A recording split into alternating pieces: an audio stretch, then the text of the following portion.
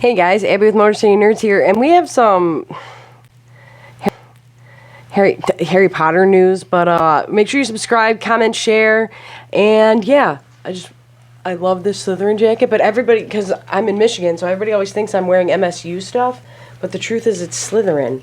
But either way, oh my gosh, I think that J.K. Rowling is doing jacked up stuff. I'm just going to be honest with you guys right now. You are not going to affect J.K. Rowling by not, that people going crazy over Hogwarts Legacy and stuff. People playing that game are not affecting her monetarily. She is set, okay? I understand where you're coming from, and I personally said something months ago where I was like, I do not feel comfortable monetarily supporting this person. I didn't go see The Last Fantastic Beasts in theaters because of the Johnny Depp stuff, and then she started acting a fool. I personally feel that way.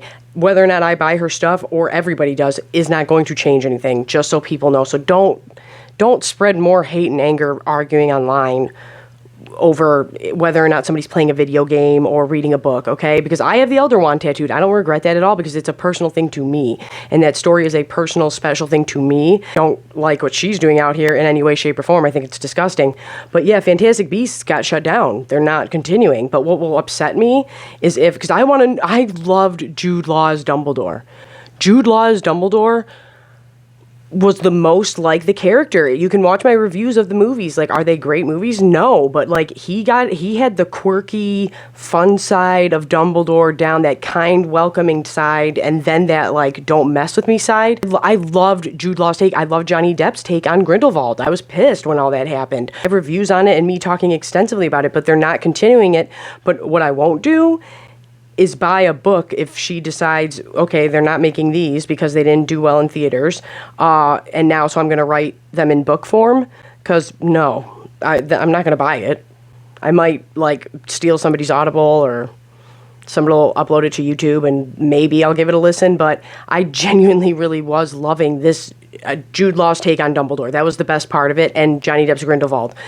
All the other stuff, I was digging where it was going, or where it could go, but yeah, they did crappy, so they shut them down, but they did say they want to do series. Now, I've talked about this, but not in probably a long time. I want the Tom Riddle prequel, which is also the First Order of the Phoenix, because I don't want the Marauders. And this would still be like the Marauders. You could still have the Marauders there, but it would be the First Order of the Phoenix. You get to see this and I don't like prequels, but you get to see a totally different Tom Riddle, a charismatic, young, handsome. How did he get this way? How did he get the Horcruxes? We know as book readers, but we don't know in detail. And the First Order rising up, excuse me, and the First Order of the Phoenix going up against him, and we could do a whole thing there, and they could all be there. We could have the First Order of the Phoenix. We could have the Marauders a little bit, at least those characters. We would have James and Peter Pettigrew.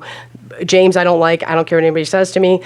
Sirius, Lupin, they're right there, but it's not about them at school. I don't want that.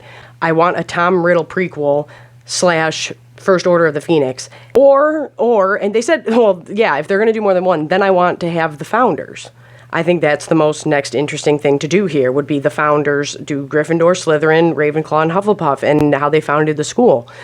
I'm kind of upset. I'm genuinely kind of upset. I have a Niffler t-shirt right there. I liked the Fantastic Beasts series. I liked Newt Scamander. I liked where it was going. I thought that Dumbledore's wand was a twin core to the Elder Wand. I had all types of theories, and like I said, Jude Law as him is great. But J.K. Rowling, you're a bad human being. And Ezra Miller, you're a psychopath. Everybody knows I'll go full J. Jonah Jameson if you guys let me.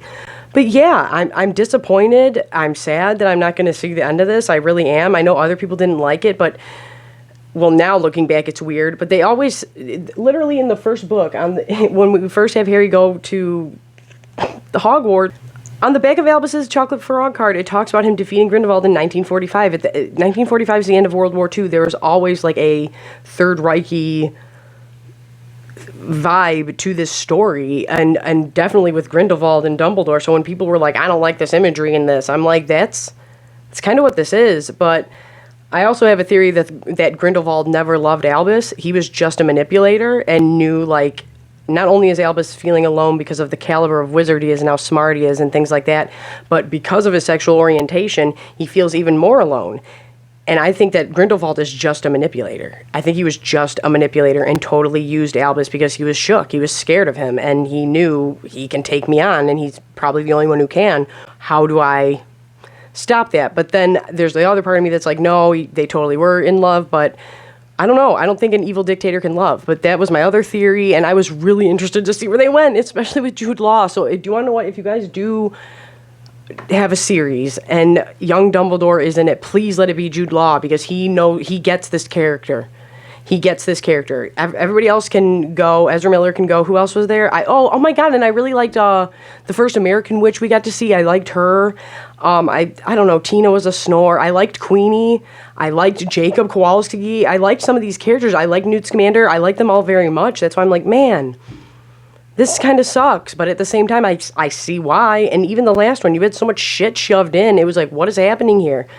But yeah, I'm happy with Motor City Nerds, and hopefully I can stream. I got fired from my job, so it's like I wish I could get a PS5 so I could play Hogwarts Legacy, because I pre-ordered it forever ago, but now they pushed it back. But yeah, if you're going to tell somebody something that you feel very strongly about on the internet, by all means do that, but just yelling at sometimes you gotta tell somebody they're a prick, okay? I'm not saying you can't say that. Sometimes somebody just needs to get told you're a piece of shit and a prick. Sometimes that needs to happen.